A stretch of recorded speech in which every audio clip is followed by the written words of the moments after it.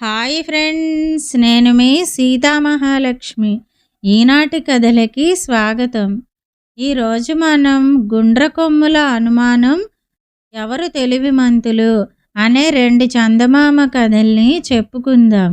ముందుగా గుండ్రకొమ్ముల అనుమానం కథ విందాం. పూర్వం ఒక ఊళ్ళో ఒక దాసరి ఉండేవాడు. ఆ దాసరి తల బోడి. దాసరి రోజు పొద్దున్నే ముష్టికి బయలుదేరి ఊళ్ళో వీధులన్నీ తిరిగి ఆ వచ్చిన దాంతో బతుకుతుండేవాడు. దాసరి ఇలా ముష్టికి వీధుల వెంబడి వెళుతుండేటప్పుడు ఒక వీధిలో గుండ్రంగా వంపు తిరిగిన కొమ్ములున్న గేదె ఒకటి కనిపించేది. ఆ గేదె కొమ్ములను చూడగానే దాసరికి ఒక సందేహం కలుగుతూ ఉండేది. ఈ గేదె కొమ్ముల మధ్య ఉన్న గుండ్రని ఖాళీ స్థలం పెద్దదా, లేక నా బోడితల పెద్దదా అని.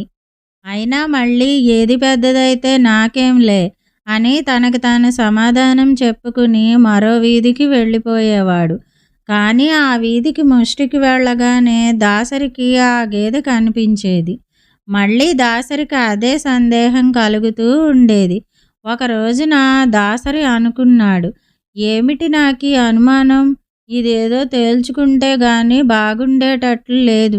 ఇలా అనుకుని ఆ చుట్టుపక్కల కూడా ఎవరూ చూడటం లేదనే ధైర్యంతో దాసరి తన బోడితలని ఆ గేదె గుండ్రని కొమ్ము మధ్య ఉన్న ఖాళీ స్థలంలోకి నెమ్మదిగా ఇరికించాడు.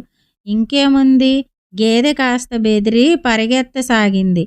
పాపం దాసరి తల కొమ్ములో చిక్కుకుంది. తల బయటికి లాక్కోవాలని దాసరి ఎంతో ప్రయత్నించాడు. కానీ ఏమీ లాభం లేకపోయింది. ఇక ఏమి చేయటానికి తోచక దాసరి బాధతో అమ్మోయ్ బాబోయ్ అని అరవటం మొదలెట్టాడు. ఈ కేకలు విని ఆ చుట్టుపక్కల వారంతా అక్కడికి పోగయ్యారు.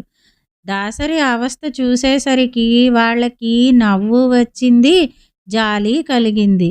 అంతా చేరి మెల్లగా దాసరి తలని కొమ్ముల మధ్య నుంచి బయటికి తీశారు. బ్రతుకు జీవుడా అనుకొని దాసరి కాసేపటికి తెప్పరిల్లుకున్నాడు. అప్పుడు వచ్చిన వారంతా దాసరి చుట్టూ చేరి, ఏమయ్యా దాసరి, ఇలా నీ తల గేదె కొమ్ము మధ్య ఎందుకు చిక్కుకుంది అని అడిగారు. ఏముంది బాబు, దీనికంతా నా గుండ్ర కొమ్ముల అనుమానం కారణం అని చెప్పి ఇంకా అక్కడ ఒక్క క్షణం నిలిస్తే తనకి తాటాకులు కట్టక మానరని వెనక్కి తిరిగి చూడకుండా వెళ్ళిపోయాడు. వచ్చిన వారంతా దాసరి తెలివి తక్కువకి కడుపు చక్కలయ్యేటట్లు నవ్వుకుని ఎవరిళ్లకు వాళ్ళు చేరుకున్నారు. అప్పటినుంచి అనవసరమైన విషయాల్లో జోక్యం కలిగించుకొని అవస్థలు పడేవాళ్ళని చూస్తే ఆ ఊళ్ళో వాళ్ళకి దాసరి సంగతి గుర్తుకొచ్చి, ఎందుకయ్యా నీకు గుండ్రకొమ్ముల అనుమానం అంటుండేవారు. మీరు అలా అనవసరమైన పనుల్లో జోక్యం కలిగించుకుంటే మిమ్మల్ని అలాగే అంటారు. కనుక మీరు అనవసరమైన పనుల్లో జోక్యం కలిగించుకోకుండా ఉంటే దాసరిలాగా అవస్థ పడరు. ఒకరు మిమ్మల్ని ఏమీ అనరు, మిమ్మల్ని చూసి నవ్వరు. ఇదండి గుండ్రకొమ్ముల అనుమానం కథ. మా చిన్నప్పుడు మా తాతయ్య గారు, బామ్మగారు మేము ఏవైనా అర్థం లేని సందేహాలు అడిగితే, ఎందుకు నీకు గుండ్రకొమ్ముల అనుమానం అని మమ్మల్ని అంటుండేవారు. మీకు గనక ఈ నానుడి గనక తెలిసినట్లయితే చెప్పండి.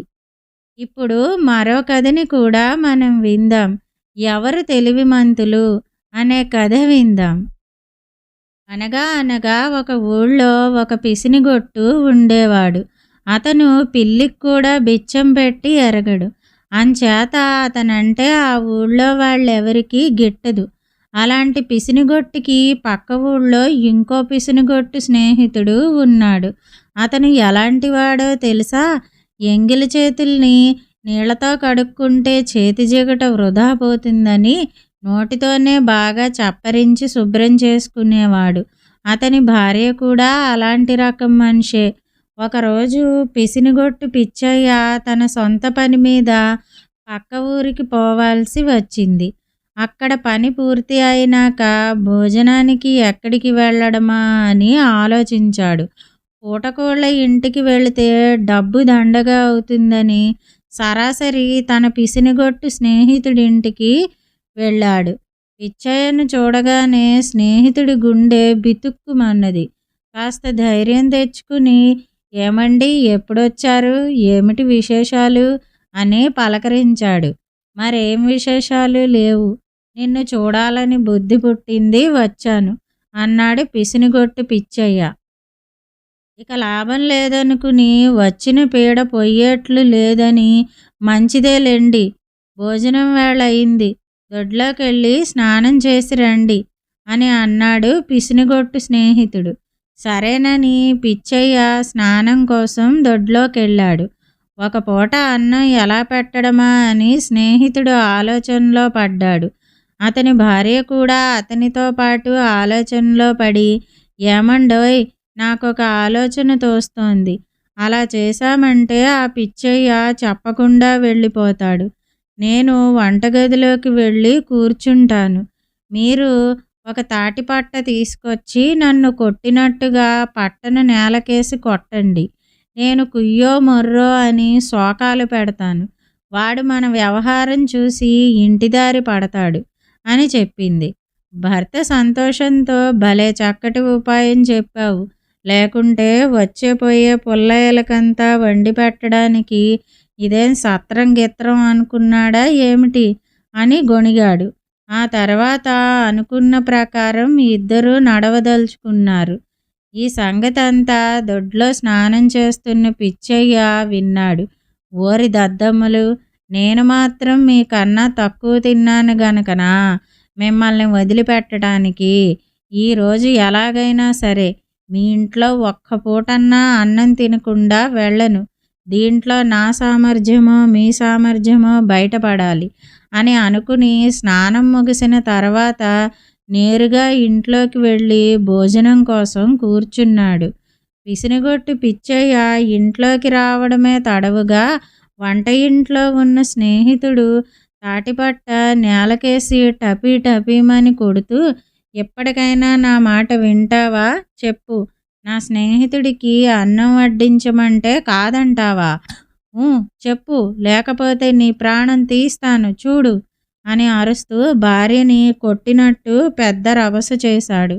ఇలా భర్త పట్టను నేలకేసి కొడుతుంటే భార్య తన్ను నిజంగా కొడుతున్నట్టు అభినయిస్తూ, అయ్యో అమ్మో, ఈ అన్యాయాన్ని విచారించేవారు లేరా, నన్ను చంపుతున్నాడే, నన్ను కాపాడే దిక్కు ఎవరూ లేరా, అయ్యో బాబో అని రాగాలు పెట్టడం ప్రారంభించింది. పిచ్చయ్యకి వీళ్ళ నటన తెలుసు కాబట్టి ఈ సమయంలో ఇక్కడ ఉండటం మంచిది కాదని కండువా భుజాన వేసుకుని బయటికి వెళ్ళినట్టు వెళ్ళి చప్పుడు కాకుండా దొడ్లోకి జొరబడి ఇంటి వెనక దాక్కున్నాడు. ఇంతలో స్నేహితుడు తన భార్యను పిలిచి, చూసావు నా మంత్రం ఎంత పని చేసిందో, ఆ పీనాసి వెధవ మన గోల సహించలేక వెళ్ళిపోయాడు. ఇదంతా నా తెలివితేటలు, లేకుంటే వాడు వదిలేవాడు కాదు అని సంతోషం పట్టలేక నవ్వాడు. దీంట్లో మీరు చేసిందేముంది, మీరు కొట్టిన ఉత్తుత్త దెబ్బలకు తగినట్లుగా నేను రాగాలు తీయకుంటే మీ తెలివితేటలు బట్టబయలైపోయేవి. మీరు కొట్టినట్టు కొట్టారు, నేను ఏడ్చినట్టు ఏడ్చాను. నా గోలకి భయపడి ఆ పిసినిగొట్టు పిచ్చయ్య కాలికి బుద్ధి చెప్పాడు. అంచేత మీకన్నా నేనే తెలివిగలదాన్ని అని వెటకారంగా నవ్విందావిడ. వీళ్ల వాదన అంతా గోడచాటు నుంచి విన్నాడు పిచ్చయ్య.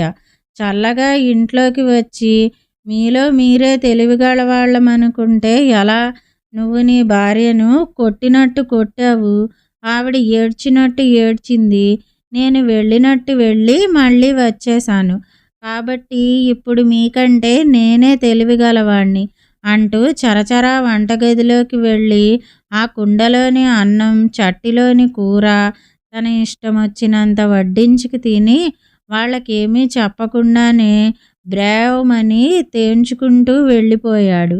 ఇక ఆనాటి నుంచి ఆ భార్యాభర్తలిద్దరూ అతిథి వచ్చాడంటే అసలు తలుపే తీసేవారు కాదు. ఇదండి ఎవరు తెలివిమంతులు కథ. ఈ గుండ్రకొమ్ముల అనుమానం ఎవరు తెలివిమంతులు? ఈ 2 కథలు గనక మీకు నచ్చినట్టయితే లైక్ చేయండి. ఈ కథల్ని మీ స్నేహితులకు షేర్ చేయండి. కథపై మీ అభిప్రాయాన్ని కామెంట్ రూపంలో తెలియజేయండి. మరిన్ని మంచి కథల కోసం మా ఛానల్ను సబ్స్క్రైబ్ చేసుకోండి. మళ్ళీ మరొక మంచి కథతో కలుసుకుందాం. అంతవరకు వింటూనే ఉండండి ఈనాటి కథలు.